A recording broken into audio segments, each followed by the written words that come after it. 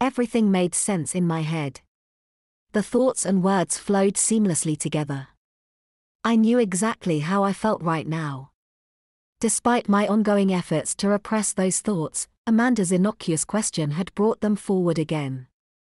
I'm lonely after being in the hospital for a month with basically no visitors besides the doctors and nurses who have been caring me. I'm embarrassed because even though I'm 14, I've never been able to move on from needing to wear diapers. And I'm confused, because a month ago I wanted to end my life, and now I want to live, but I have no clue as to what the future could possibly look like for me. But it all became a jumbled mess the moment I began to speak. I closed my mouth, shut my eyes, and curled up in a ball on my couch. Maybe going to juvie instead of this wouldn't be so bad after all.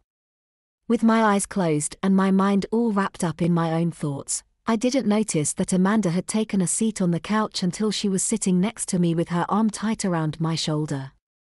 You know what, why don't we do something different?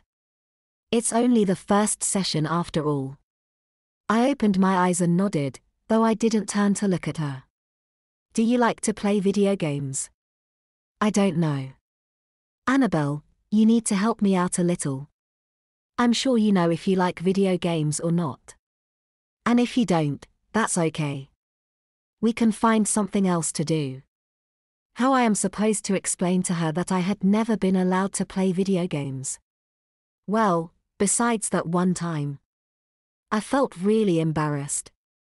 But I don't know if I like them. Why not? I wasn't allowed to. My voice trailed off into a stutter, and I felt Amanda's hand rubbing my shoulder. Why weren't you allowed to play video games?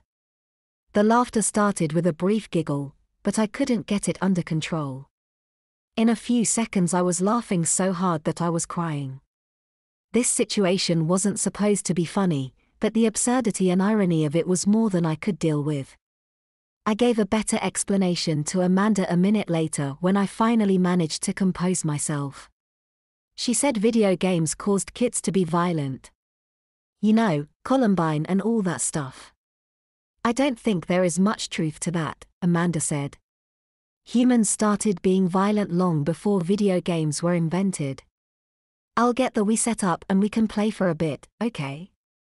Curious, I peeked over Amanda's shoulder as she knelt next to the TV cabinet and got the gaming system plugged in. My excitement to give it a try overpowered my cynicism that this was just a ploy Amanda was using to get on my good side. I mean, I knew that the cynic in me was right, but I wasn't going to pass up this opportunity. Amanda handed me the two remotes, Wiimotes, she called them. It was such a stupid pun that it made me giggle again. She started a bowling game on the Wii. Just another thing I'd never done before. After a few gutter balls to start, and one time where I threw the bowling ball backwards and scared all the MIS into jumping, I began to get the hang of it and even managed to pull off a couple of strikes. But the fun was over as quickly as it began. Amanda turned off the TV and placed the controls back in the cabinet. I knew she would be expecting me to be more talkative this time around, but I still wasn't ready for that. Can I slip out to the restroom? Amanda gave me a look. I guess her binder did have all my medical information in it as well.